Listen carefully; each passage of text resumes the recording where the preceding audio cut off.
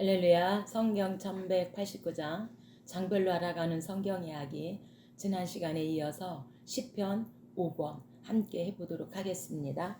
시편은 성경의 책들 가운데 가장 길고 여러 부분에서 사용되는 책으로, 이 책은 인간이 경험할 수 있는 모든 문제를 지극히 개인적이고도 실제적으로 다루고 있습니다. 이 책에 수록된 150편의 시는 족장시대부터 신정시대, 왕정시대, 포로기 이후까지 총 망라하고 있습니다. 시편의 광범위한 주제에는 경축, 전쟁, 평화, 예배, 심판, 메시아 예언, 찬양, 애도 등 다양한 문제를 포함하고 있습니다. 히브리 성경은 물론이고 대부분의 역본들은 본서를 5권으로 구분하고 있는데, 이러한 5구분은 5권으로 구성하고 모세 오경을 고려한 때문으로 그렇게 보고 있습니다. 이 점에 대해 주석가인 델리츠는 시편은 이스라엘의 의식에 있어 핵심을 이루는 모세 오경에 호응하는 일종의 오경이다라고까지 말하고 있습니다. 시편 150편의 구성 체제를 정리하면 다음과 같은데, 제1권 시편 1편에서 41편은 창세기, 창조주와 인간에 해당하고, 제2권은 시편 42편에서 72편으로 출애굽기, 해방과 구속에 해당합니다. 제3권은 시편 73편에서 89편으로 레위기, 예배와 성소에 해당하고, 제4권은 90편에서 106편 민수기, 인생 순례입니다. 오늘 할 시편 5권은 107편에서 150편으로 신명기, 말씀과 찬양입니다. 시편은 1000년에 걸쳐서 기록된 정말 귀한 하나님의 말씀입니다. 시편 5권 말씀과 찬양으로 107편에서 150편까지 오늘 함께 해보도록 하겠습니다. 107편입니다. 107편은 익명의 저자로 말씀 구원입니다. 우리가 시편 150편 중에 다윗이 73편을 기록했고, 익명의 저자가 50편, 아삽이 12편, 고라가 11편, 솔로몬이 2편, 모세가 1편, 에단이 1편, 이렇게 많은 저자들이 있는데, 107편은 익명의 저자가 기록하였고 말씀 구원입니다. 본시는 106편과 마찬가지로 바벨론 포로 귀환 이후에 이스라엘을 구원하신 하나님의 은혜와 섭리를 찬양한 시입니다. 시인은 과거에 광야에서 방황한 자들과 불순종의 결과로 이방인들에게 포로되었던 자들은 하나님이 구원해 주셨음을 노래하며 속량받은 자들을 감사 찬양으로 초대하고 있습니다. 17절입니다. 성경 갖고 계신 분은 저와 함께 성경을 찾아가면서 핵심을 우리가 찾아서 함께 은혜를 나누면 좋겠습니다. 미련한 자들은 그들의 죄악의 길을 따르고 그들의 악을 범하기 때문에 고난을 받아 그들은 그들의 모든 음식을 싫어하게 되고 사망의 문에 이르렀도다. 그가 그의 말씀을 보내어 그들을 고치시고 위험한 지경에서 건지시는도다. 해서 19절에 위험한 지경에서 건지신다는 것은 히브리어로 쇠히트로 죽음과 같은 어려운 삶의 상황을 말하고 있습니다. 이스라엘 백성들은 과거에 하나님의 말씀, 모든 음식물을 싫어하게 되매 사망의 문에 이르러서 결국에는 이들이 포로로 잡혀가게 되었다. 그럼에도 불구하고 하나님께서 이제 말씀을 보내시어 그들을 고치시고 위험한 지경에서 건지시는도다, 이렇게 말씀하시면서 이제 하나님께서 70년 포로에서 이들을 포로 귀환시키시고 하나님이 구원하셨는데 말씀을 보내어서 그들을 구원하시고 고치셨다, 이렇게 지금 익명의 저자가 그 하나님을 찬양하고 있습니다. 오늘 저와 여러분도 하나님의 말씀을 싫어하고 하나님의 말씀을 싫어하게 되어지면 결국에는 사망의 문에 이르게 되는데 우리 영혼이 죽게 된다. 지금 이렇게 말하고 있습니다. 오늘 하나님께서 반드시 저와 여러분에게 말씀을 보내어서 우리의 심령을 고치시고 위험한 지경에서 이제 우리를 구원하신 그 하나님을 찬양했으면 좋겠습니다. 108편입니다. 다윗의 시입니다. 오른손 구원입니다. 하나님이 대적들로부터 당신이 택한 백성을 구원해 주실 것이라는 확신을 가지고 간구와 찬양을 드리고 있습니다. 우리가 의지할 분은 오직 하나님이라고 다윗은 노래하고 있습니다. 6절입니다. 주께서 사랑하시는 자들을 건지시기 위하여 우리에게 응답하사 오른손으로 구원하소서. 그래서 이 오른손은 능력과 권능의 손을 말하고 있습니다. 이렇게 다윗이 확신에 찬 기도를 하면서 반드시 하나님께서 우리를 오른손으로 우리를 건지시고 우리를 구원하신다. 이렇게 확신에 찬 기도를 드리고 있는데 성도의 삶에서 가장 중요한 요소 중 하나가 바로 기도입니다. 기도는 영혼의 호흡으로 그 시간이나 횟수가 많고 적음의 문제가 아니라 하나님이 보시는 것은 바로 기도드리는 사람의 중심이라고 하는 사실입니다. 그래서 기도 응답에 대한 확신이 있을 때 그 기도가 바른 기도이고 하나님이 기뻐하는 기도라고 마태복음 21장 22절에도 말씀하고 있습니다. 평생을 이 다윗은 전쟁과 사람으로 많은 어려움을 겪었던 다윗은 환난이 올 때마다 하나님이 도우시고 하나님께 도우심을 구하고 그 어려움들을 기도함으로 극복하여 낼 수 있었습니다. 다윗은 이런 체험이 있었기 때문에 승리의 확신에 찬 기도와 감사와 감격에 넘치는 그러한 기도를 드릴 수 있었습니다. 오늘 저와 여러분도 오른손으로 구원하시고 이제 구원하시는 그 하나님 앞에 기도하면 좋겠습니다. 109편입니다. 109편은 저주시 3입니다. 그래서 시편 150편 중에 저주시 4개가 나옵니다. 그래서 58편, 83편, 109편, 137편 이렇게 저주시 4개가 나오는데 그 중에서 109편은 저주시 3번째입니다. 본시는 대적을 향한 저주의 내용이 가장 많은 탄식의 시로 일생 동안 악인들로부터 수많은 비방과 저주와 고통을 당한 다윗이 의분을 토로하며 그들에 대한 하나님의 공의의 심판을 간구한 저주시입니다. 다윗이 이러한 탄식은 하나님의 정의를 추구하는 의인의 그 애절한 몸부림입니다. 때문에 탄식은 탄식이 아니라 하나님을 향한 강한 신뢰이기도 하다라고 말하고 있습니다. 8절입니다. 그의 연수를 짧게 하시며 그의 직분을 타인이 빼앗게 하시며, 그래서 그 직분을 타인이 빼앗게 하신다는 것은 사도행전 1장 20절에서 예수님을 배반한 가룟 유다에게 적용하고 있는데, 가룟 유다는 예수님의 그 사랑을 악으로 갚은 대표적인 사람으로 비극적인 최후를 마쳤고, 또한 그의 사도 직분은 마띠아에게로 돌아가게 되어졌죠.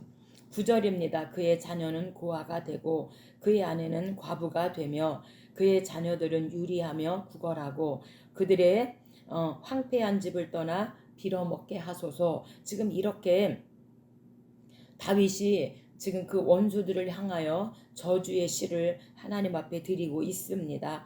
9절입니다. 그의 자녀는 고아가 되고 그의 아내는 과부가 되며 그의 자녀들은 유리하며 구걸하고 그들의 황폐한 집을 떠나 빌어먹게 하소서. 그가 저주를 좋아하더니 그것이 자기에게 임하고 축복하기를 기뻐하지 아니하더니 복이 그를 멀리 떠났으며 또 저주하기를 옷 입듯 하더니 저주가 물같이 그의 몸속으로 들어가며 기름같이 그의 뼛속으로 들어갔나이다. 이는 나의 대적들이 곧 내 영혼을 대적하여 악담하는 자들이 여호와께 받는 보응이나이다. 아멘. 그래서 이렇게 다윗이 109편에서 세 번째 저주의 시를 하나님 앞에 올리고 있습니다. 그래서 그들이 저주함으로 말미암아 결국에는 그 저주가 그들에게 돌아간다. 그래서 시편 64편이 돛솔 화살인데 악인이 상대방을 향하여 저주할 때 하나님께서 그 저주의 화살을 뽑아서 다시 저주하는 사람에게 하나님께서 쏘시겠다 이렇게 말하는 돛솔 화살인데 오늘 이 109편에서도 그렇게 저주의 시 그들이 저주함으로 결국에는 그 저주가 자기에게 돌아옴을 말하고 있습니다. 오늘 저와 여러분은 저주의 말이 아니라 축복의 말, 긍정의 말, 격려의 말, 위로의 말, 사랑의 말을 체질화하면 좋겠습니다. 110편입니다. 110편은 메시아 예언입니다. 두 번째 메시아 예언이고 시편 45편이 메시아 예언 1입니다. 다윗의 시입니다. 만왕의 왕이자 영원한 대제사장이신 메시아께서 장차 강림하사 죄역 세력을 멸하고 메시아 왕국을 세우실 것을 예언한 다윗의 예언시입니다. 1절입니다. 내가 내 원수들로 내 발판이 되기까지 너는 내 오른쪽에 앉아 있으라. 그래서 이 오른쪽은 왕의 버금가는 위엄과 권위와 영광의 자리를 가리키고 있습니다. 신약에서는 부활하신 예수님께서 하나님의 우편에 앉아 계심을 여러 번 언급하고 있습니다. 2절입니다. 여호와께서 시온에서부터 주의 권능의 귤을 내보내시리니 주는 원수들 중에서 다스리소서. 그래서 주의 권능의 귤은 마태복음 22장 44절에서 예수님이 이 구절을 인용해서 자신이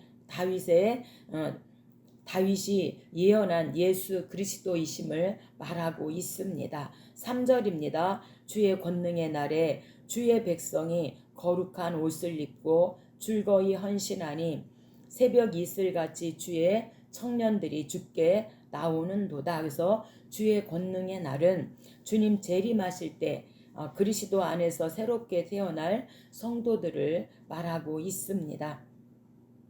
111편입니다. 양식받는 법을 말씀해 주고 있는 익명의 저자입니다. 역사를 회고하는 가운데 역사 속에 드러난 하나님의 권능과 이스라엘 백성에 대한 하나님의 사랑을 찬양하는 내용이 바로 양식받는 법입니다. 5절입니다. 여호와께서 자기를 경외하는 자들에게 양식을 주시며 그의 언약을 영원히 기억하시리로다. 아멘. 그래서 하나님이 자기를 경외하는 자들에게 하나님께서 양식을 주시겠다 이렇게 말하고 있습니다. 여기서 양식은 오늘 우리 영육이 필요한 양식을 말하고 있습니다. 그래서 우리 생명 양식을 공급받아야만 합니다. 젖이 많아야 많은 사람들을 먹일 수 있는 것처럼 받는 것이 있어야 줄 수 있잖아요. 그래서 우리가 생명의 양식, 이 말씀의 생명의 양식을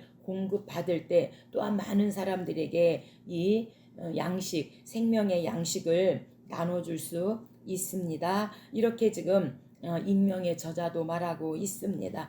112편입니다. 익명의 저자가 기록했고 하나님 경의 축복입니다.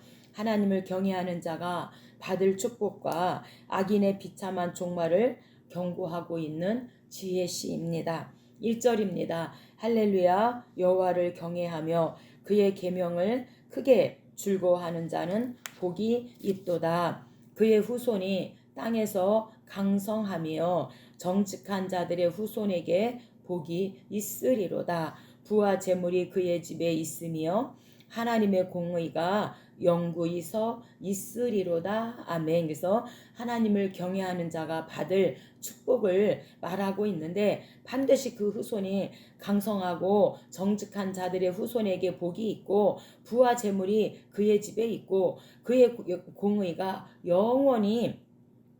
영구히 서 있을 것이다. 이렇게 하나님을 경외하라고, 또한 하나님을 경외하는 자가 받는 축복이 이렇게 크다고 지금 말하고 있습니다. 113편입니다. 하나님 이름 찬양이고 익명의 저자가 기록하였습니다. 이 시는 이스라엘의 절기와 회중 예배 때 애송된 것으로 전해지고 있습니다. 저자는 찬양과 경배를 받으실 하나님의 초월성과 내재성을 그 주제로 삼고 있는 하나님 이름 찬양입니다. 1절입니다. 할렐루야, 여호와의 이름을 찬양하라.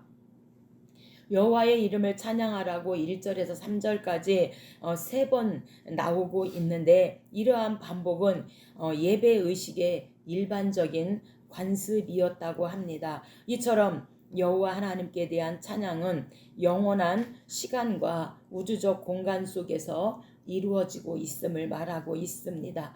2절입니다. 이제부터 영원까지 여호와의 이름을 찬송할지로다. 해 돋는 데에서부터 해 지는 데까지 여호와의 이름을 찬양 받으시리로다. 그래서 해 뜨는 데부터 해 지는 데까지 주 이름 찬양 받으리. 해 뜨는 데부터 해 지는 데까지 주 이름 찬양 받으리. 랄랄라 할렐루야. 여호와의 모든 종들아 주 이름 찬양해. 이제부터 영원까지 주 이름 찬송할지로다. 아멘. 우리가 주일학교 다닐 때, 또 주일학교 할 때 엄청나게 많이 부른 찬양이 해 뜨는 데부터 해 지는 데까지, 이렇게 주님을 찬양한다고 엄청 부른 찬양이, 기쁨으로 부른 찬양이 이 찬양인데, 익명의 저자도 여호와의 이름을 찬양하자고 이렇게 외치고 있습니다. 왜 하나님의 이름을 찬양해야 하는가? 하나님 이름 가운데 하나님의 모든 인격과 성품이 함축되어 있기 때문에 하나님의 이름 여호와를 찬양하자 이렇게 말하고 있습니다. 우리도 이렇게 하나님을 날마다 찬양하면 좋겠습니다. 114편입니다. 익명의 저자가 기록했고 차돌로 샘물입니다. 출애굽기에서부터 가나안 입성까지의 이스라엘 역사를 간략하게 회고하면서 하나님의 권능을 찬양하는 내용입니다. 1절입니다. 이스라엘이 애굽에서 나오며 집안이 언어가 다른 민족에게서 나올 때에 유다는 여호와의 성소가 되고 이스라엘은 그의 영토가 되었도다. 바다가 보고 도망하며 요단은 물러갔으나 그가 반석을 쳐서 못물이 되게 하시며 차돌로 샘이 되게 하셨도다. 아멘. 그래서 여기에 차돌로 샘이 되게 하셨도다라고 하는 것은 이제 우리가 민수기 17장 무리바 물사건이죠. 그래서 반석을 이제 쳤을 때 하나님께서 반석을 쳐라 그랬을 때, 반석을 쳤을 때 이제 그 반석에서 물이 나오는 사건을 지금 차돌로 샘물이 되게 하셨습니다. 이렇게 지금 익명의 저자가 그 하나님을 찬양하고 있습니다. 근데 우리가 민수기 20장에 보면 하나님께서 이제 모세에게 반석을 향하여 지팡이를 쳐라 그러지 그렇게 안 하시고 반석을 향하여 말하라, 명령하라 이렇게 말을 하죠. 근데 모세가 너무 이스라엘 백성들이 이제 원망하잖아요. 원망하니까 너무 속상해서 명령하라고 했는데 지팡이로 반석을 3번씩이나 치게 되어지는 그 사건이 나오게 되어지죠. 반석을 2번 쳤죠. 그래서 이제 이 사건 때문에 모세가 너마저도 하나님의 그 거룩함을 인정하지 않았니? 그래서 결국에는 가나안 땅에 들어가지 못하게 되어지는 사건이 만나게 되어지는데, 하나님께서 이렇게 반석을 쳐서 물이 나오게 하시고 또한 명령해서 물이 나오게 하시는 그 하나님을 찬양합니다. 그래서 익명의 저자도 차돌로 샘물이 되게 하신 그 하나님을 찬양하고 있습니다. 우리가 찬양 돌 같은 내 마음 곧 녹여주소서 주의 은혜로 대속하여서 비와 같이 붉은 죄는 같이 이겠네. 정말 우리가 돌 같은 나의 마음 주님 녹여주셔서 보혈의 능력으로 하나님 깨끗게 하여 주세요. 우리가 그렇게 하나님을 찬양하고 회개하는데, 이렇게 하나님께서 반석을 쳐서 물을 내시는 그 하나님을 찬양합니다. 115편입니다. 우상 무능이고 익명의 저자입니다. 익명의 저자는 115편에서 118편까지 유월절 절기에 참석한 이스라엘 백성들이 유월절 만찬이 끝난 후에 합창한 송가로 전해지고 있는데, 우상은 무능하다, 듣지도 못한다, 보지도 못한다, 말하지도 못한다, 지금 이렇게 말하고 있습니다. 4절입니다. 그들의 우상들은 은과 금이요 사람이 손으로 만든 것이라 입이 있어도 말하지 못하며 눈이 있어도 보지 못하며 귀가 있어도 듣지 못하며 코가 있어도 냄새 맡지 못하며 손이 있어도 만지지 못하며 발이 있어도 걷지 못하며 목구멍이 있어도 작은 소리조차 내지 못하느니라. 우상들을 만드는 자들과 그것을 의지하는 자들이 다 그와 같으리로다. 아멘. 그래서 우상은 다 헛되다. 눈이 있어도 보지 못하고 입이 있어도 말하지 못하고 손이 있어도 어떠한 것도 말하지 못하는 아주 무익한 것이다. 이렇게 말하고 있는데, 하나님께서 절대로 이제 신명기에서 2세대들에게 너희가 가나안 땅에 들어가서 절대로 우상은 진멸하라 이렇게 말씀하고 계십니다. 근데 하나님께서 복을 주시니까 이스라엘 백성들이 이제 그래서 7 족속의 모든 우상을 진멸하라고 했음에도 불구하고 어느 순간에 이들이 우상 숭배를 하게 되어지죠. 그래서 우리가 사사시대 360년 동안의 그 사사시대 때 그들의 핵심이 우상입니다. 지도자가 없기 때문에 자기 소견에 옳은 대로 그들이 하나님을 섬기다 보니까 그들의 영적 상태는 다 우상 숭배로 물들게 되어지고, 그 실례가 사사기 17장 미가 우상이죠. 그래서 이제 이 사사시대에 유다 지파에 속한 레위인이 유다 베들레헴에 살다가 살 곳을 찾아서 에브라임 그 산간 지대에 오게 되어지고 미가를 만나게 되어집니다. 근데 미가는 이제 어머니의 그 은화 1100개를 훔치죠. 어머니가 보니까 어느 날 보니까 그 돈이 없어진 거여서 막 이제 어느 누가 내 돈을 가져갔냐 저주하게 되어지니까 미가가 어머니의 그 저주 소리를 듣고 어머니 그 은 1100개가 여기 있습니다. 그리고 엄마에게 갖다 주니까 그 중에서 200개 은하 200개를 가지고 우상을 만들게 되어집니다. 그래서 새긴 우상을 만들어서 이제 만들어 놨는데, 마침 이제 유다 지파에 속한 레위인이 결국에는 에브라임에 가서 유다를 만나게 되어지고 이제 미가를 만나게 되어지고 미가 집에 제사장이 되게 되어지는 우상 숭배이고요. 또한 왕정 시대에서 북이스라엘의 시작이 여로보암 1세가 금송아지 만들어서 베델에 하나 단에 하나 두고 이들이 우상 숭배를 시작하게 되어집니다. 그래서 익명의 저자가 이 우상은 무능하다. 눈이 있어도 듣지 못하고 보지 못하고 귀가 있어도 듣지 못하고 입이 있어도 말하지 못하는 무능한 것이고 우리 하나님이 가장 싫어하는 것이 우상 숭배입니다. 하나님을 섬기며 천대에 이르기까지 복을 주시지만 우상 숭배하는 자들은 3, 4대에 완전히 멸망하게 될 것이다. 이렇게 말씀하고 있으니 혹시라도 이 말씀을 듣고 계시는 분이 하나님을 믿지 않는다면 어서 속히 우상을 버리고 하나님께 돌아왔으면 좋겠습니다.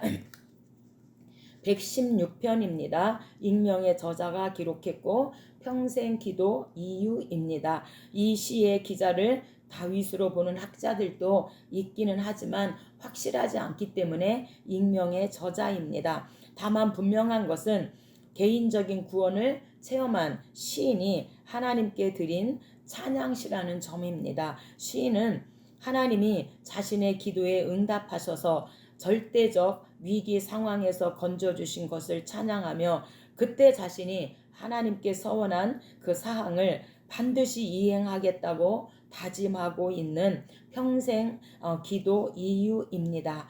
1절입니다. 여호와께서 내 음성과 내 간구를 들으심으로 내가 그를 사랑하는도다.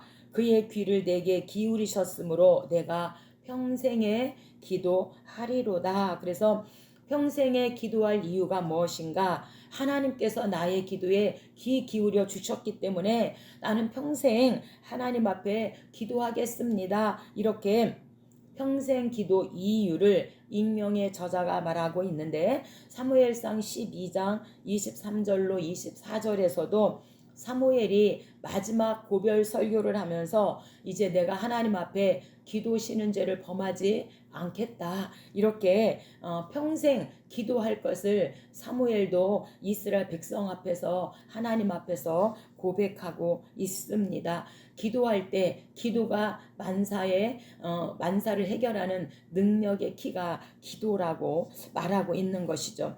117편입니다. 익명의 저자가 기록했고 찬양 초청으로 이스라엘 백성들을 초청하고 있습니다. 나라와 민족을 추월하여 모두가 하나님의 크신 사랑과 신실하심을 찬양하자는 내용으로 또한 바울은 이 시를 근거로 이방인에게 복음을 전했다고 합니다. 1절입니다. 너희 모든 나라들아 여호와를 찬양하며 모든 백성들아 그를 찬송할지어다. 그래서 이제 모든 백성들아 이스라엘뿐만 아니라 더 나아가서 점진적으로 이 모든 백성들아 하나님 여호와를 찬양하자. 이렇게 하나님을 찬양할 것을 촉구하고 있습니다. 그래서 오늘 시편 33편도 찬양 촉구, 47편도 찬양 촉구, 117편도 찬양 초청, 134편 찬양 초청,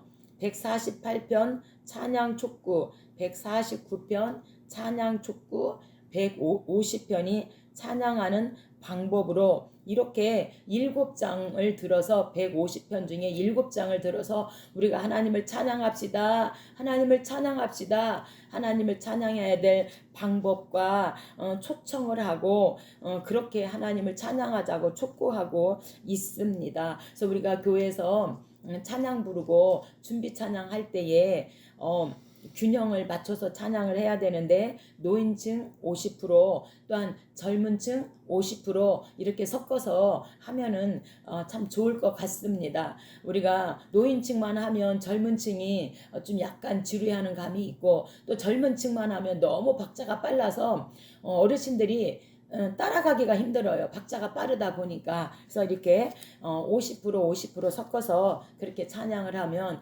모두가 다 함께 손뼉을 치며 발을 구르며 그렇게 하나님을 찬양하게 될 줄로 믿습니다.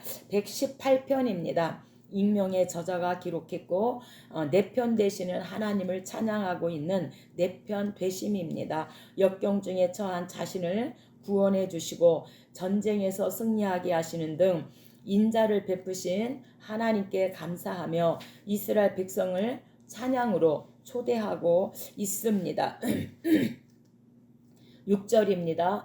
여호와는 내 편이시라 내가 두려워하지 아니하리니 사람이 내게 어찌할까. 여호와께서 내 편이 되사 나를 돕는 자들 중에 계시니 그러므로 나를 미워하는 자들에게 보응하는 것을 내가 보리라. 아멘. 계속해서 이 지금 익명의 저자는 여호와는 내 편이십니다. 여호와는 내 편이십니다. 그래서 나는 두려워하지 않습니다. 우리 여호와 하나님은 나를 돕는 자 중에 나와 함께 하십니다. 그래서 나를 미워하는 자들을 하나님이 보응하십니다. 이렇게 내 편 되신 하나님을 찬양하고 있습니다. 오늘 저와 여러분 누가 내 편이 되실 건가? 이게 가장 중요합니다. 아무리 우리가 사람 앞에 인정받는다 할지라도 하나님 앞에 인정받지 않으면 그거는 어느 날 거품같이 안개같이 사라지는 것이죠. 그래서 하나님이 내 편 되어주시는 것이 가장 확실하고 안전하다. 이렇게 익명의 저자도 말하고 있고요. 시편 121편도 나의 도움이 어디서 오는가? 내가 산을 향하여 눈을 들리라. 나의 도움이 어디서 오나? 나의 도움은 천지를 지으신 하나님, 천지를 지으신 여호와 하나님을 통하여 나는 나의 도움이 오신다. 그 하나님은 주무시지도 않고 졸지도 않으시고 나와 함께 하시고 나를 도와주시는 분은 하나님이시다. 이렇게 시편 121편도 나의 도움은 하나님이라고 이렇게 그 하나님을 찬양하고 있습니다. 119편입니다. 익명의 저자가 기록했고 말씀 축복입니다. 이 시는 이렇게 8절씩 8절씩 한 단위로 하여서 22단락을 기록한 176절까지입니다. 그래서 22개 22개의 히브리어 알파벳 순서에 따라 구성되었고 각 단락의 각 절의 첫 단어들 역시 동일한 알파벳 순서로 시작되는 구조적 특징을 보여주고 있습니다. 하나님의 말씀을 삶의 표대로 삶아 거룩하고 정직한 삶을 살아야 함을 교훈하고 있습니다. 본시의 기자와 저작 시기는 분명하지 않습니다. 9절입니다.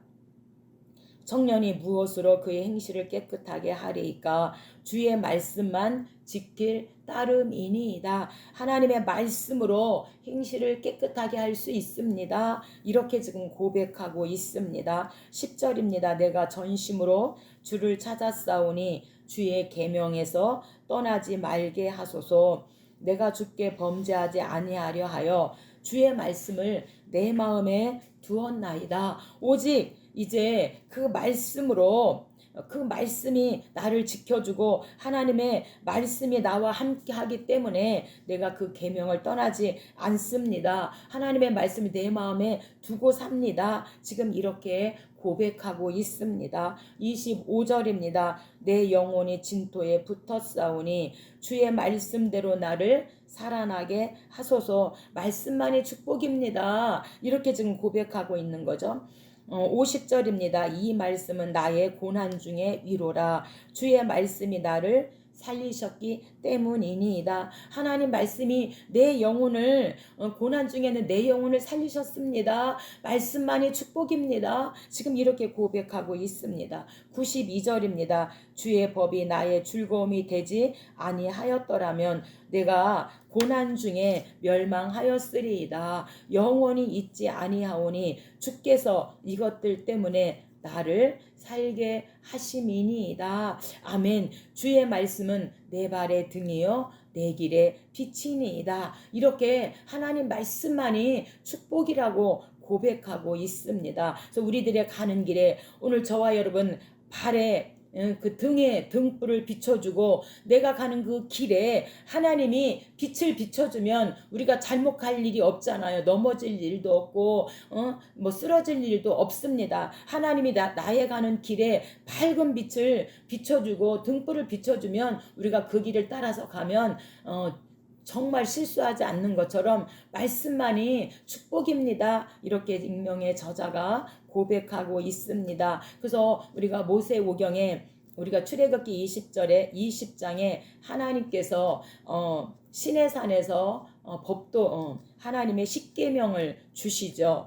법도인 십계명을 주시고 출애굽기 21장 종해방 살인사건 과실치사, 출애굽기 22장 손해배상, 출애굽기 23장 3대 절기, 그래서 무교절, 맥주절, 수장절, 그리고 규례입니다. 우리가 레위기 19장에서 27절까지 거제절, 안가서, 거룩한 백성, 제사장 규례, 절기 규례, 안희년 규례, 가나안 규례, 서원 예물 규례, 이렇게 주의 법도를 나는 이제 가까이 하겠습니다. 그래서 법도와 규례와 율례를 지키고 살겠습니다. 이 말씀을 내 마음에 두고 살겠습니다. 이렇게 지금 고백하고 있는데, 오늘 저와 여러분도 하나님의 이 법도와 규례와 율례를 우리가 지키며 그렇게 살아갈 때 그 말씀이 나를 축복하고 그 말씀이 나를 온전한 길로 이끄신다고 이렇게 고백하고 있으니, 오늘 저와 여러분도 이렇게 말씀을 따라 살면 좋겠고, 오직 말씀이 나에게 축복입니다. 이 하나님의 말씀 성경 66권이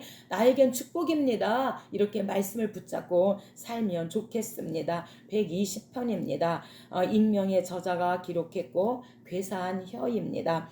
120편에서 134편은 포로 생활에서 해방된 이스라엘 백성들이 순례기 때의 성전을 향해 여행하며 불렀던 성전에 올라가는 시입니다. 2절입니다. 여호와여, 거짓된 입술과 속이는 혀에서 내 생명을 건져 주소서. 너 속이는 혀여, 무엇을 내게 주며 무엇을 내게 더할꼬. 장사의 날카로운 화살과 노뎀나무 숯불 이리로다. 그래서 이 괴사한 혀를 가진 사람들에게 이 노뎀나무 숯불이다. 이 노뎀나무 숯불은, 이 노뎀나무 뿌리는 불을 오래 간직하는 나무로 숯불은 꺼지지 않는 그런 불길을 나타내고 하나님의 지속적인 형벌을 나타내는 뜻이 바로 노뎀나무 숯불이다, 이렇게 말하고 있는 괴사한 혀입니다.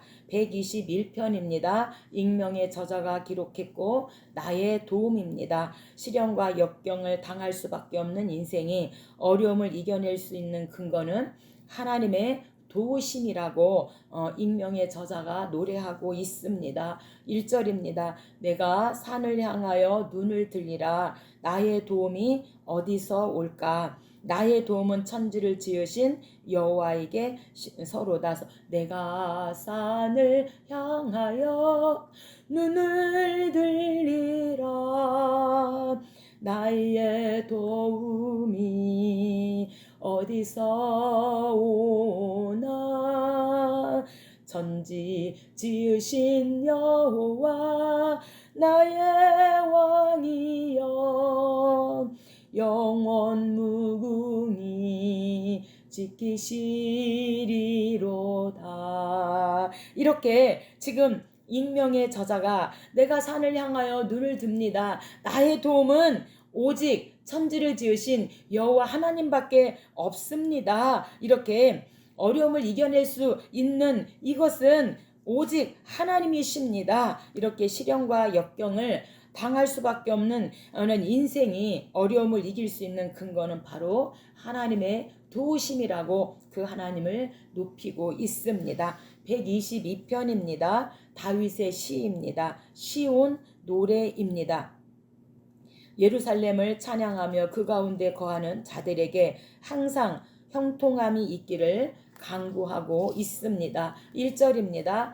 여호와의 집에 올라가자 할 때에 내가 기뻐하였도다.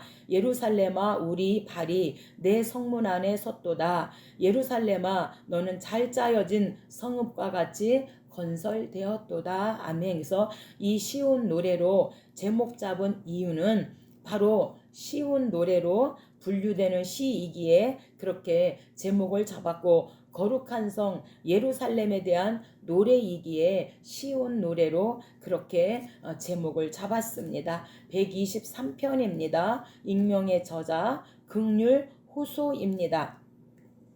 이스라엘이 대적들로부터 멸시당하고 있음을 호소하면서 하나님 불쌍히 여겨주세요. 긍휼히 여겨주세요. 이렇게 긍휼을 호소하고 있는 시입니다. 2절입니다.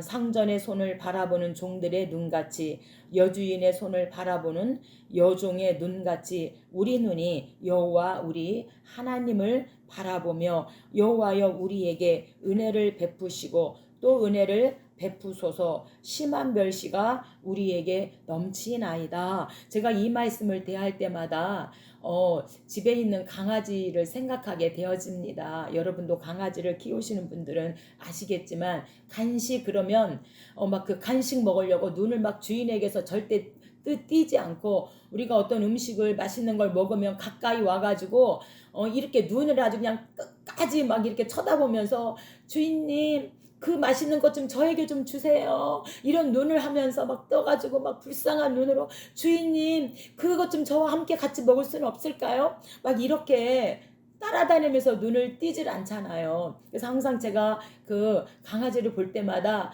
우리의 자세가 하나님 앞에서 저런 자세를 가져야 한다. 이렇게 항상 생각하고 있습니다.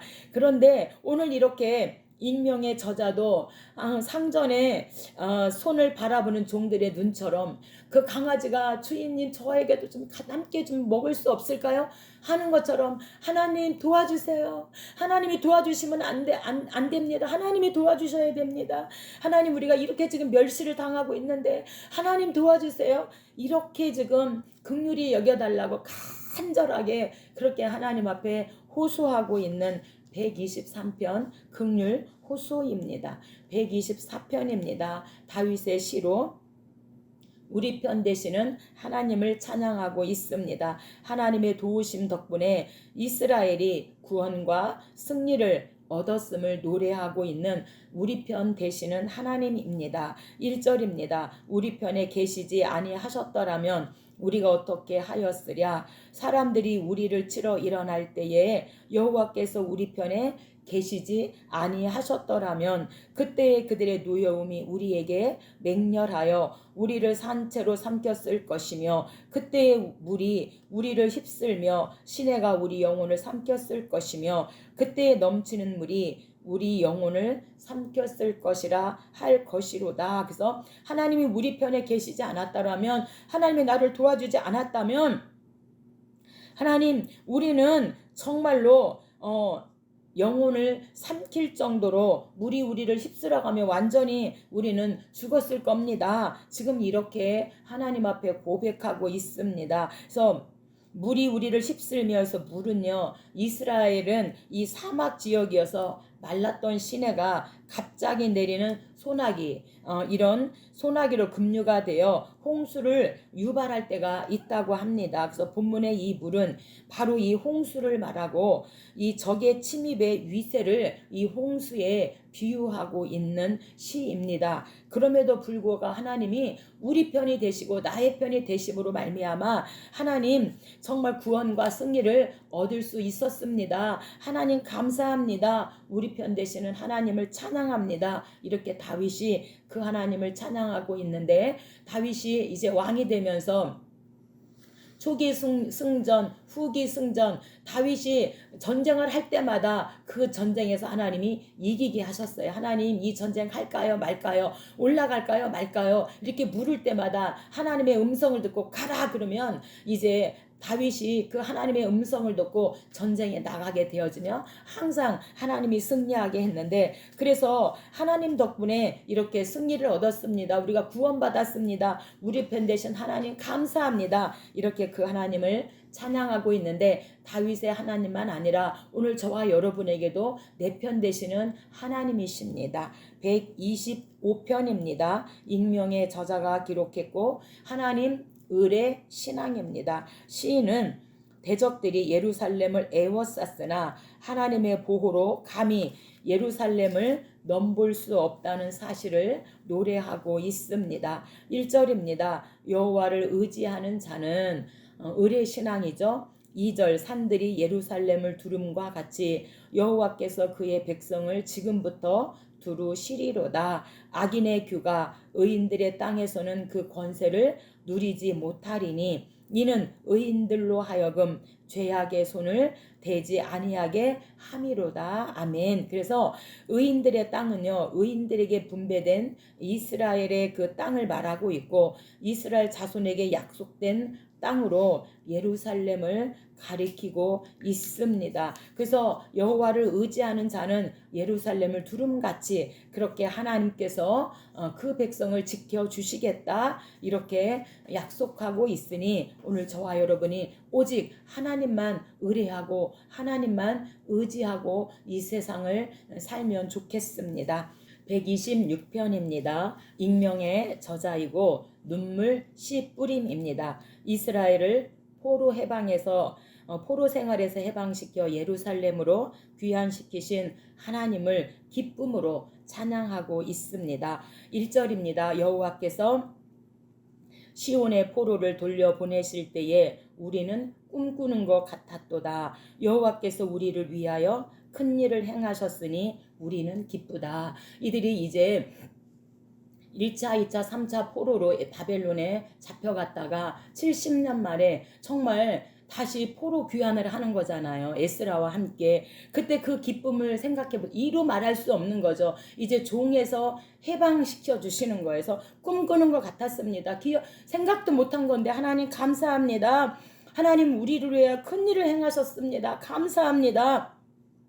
이렇게 지금, 근데 그게 뭐였냐? 5절. 눈물을 흘리며 씨를 뿌리는 자는 기쁨으로 거두리로다. 울며 씨를 뿌리러 나가는 자는 반드시 기쁨으로 그 곡식단을 가지고 돌아오리로다. 우리가 70년 동안 하나님 회개하고 하나님 기도했더니, 하나님 눈물로 씨를 뿌렸더니 이제 하나님 열매를 거두게 하소서 포로 귀환을 시켜주시니 하나님 감사합니다. 이렇게 그 하나님을 찬양합니다. 우리가 찬송가 새벽부터 우리 사랑함으로써 저녁까지 씨를 뿌려봅시다. 열매 차차 익어 곡식 거둘 때에 기쁨으로 단을 거두리로다. 이렇게 거두리로다 거두리로다 기쁨으로 단을 거두리로다. 우리가 이렇게 찬양을 부르는데, 이제 이스라엘 백성들이 포로 생활에서 70년 만에 해방되어 예루살렘으로 돌아올 때 이렇게 하나님 눈물의 씨를 70년 동안 회개하고 기도했더니 하나님 이렇게 거두게 하시고 열매 맺게 하시니 너무도 감사합니다. 이렇게 그 하나님을 찬양하고 있습니다. 그래서 흘리는 눈물이 없으면 내일의 비전도 없다. 지금 이렇게 말하고 있는 거죠. 오늘 저와 여러분도 말씀과 기도로 이렇게 눈물의 씨를 심게 되어지면 이제 반드시 씨를 뿌리기 위해서는 눈물을 흘려야 하고, 내일을 내가 무엇을 위해서 눈물의 씨를 뿌리는가 우리가 생각해 봐야 한다는 것이죠. 우리가 거룩한 피눈물, 거룩한 고독의 눈물을 씨를 뿌리게 되어지면 반드시 기쁨의 단을 하나님께서 거두게 하십니다. 오늘 126편을 통해서 우리에게 소망을 주고 있습니다. 127편입니다. 집 세움이 헛되다. 솔로몬의 시입니다. 솔로몬은 72편과 127편 두 편을 솔로몬이 기록했습니다. 하나님을 의뢰하며 순복하는 자만이 참된 평안과 형통을 누릴 수 있음을 교훈하고 있습니다. 1절입니다. 여호와께서 집을 세우지 아니하시면 세우는 자의 수고가 헛되며 여호와께서 성을 지키지 아니하시면 파수꾼의 깨어 있음이 헛되도다.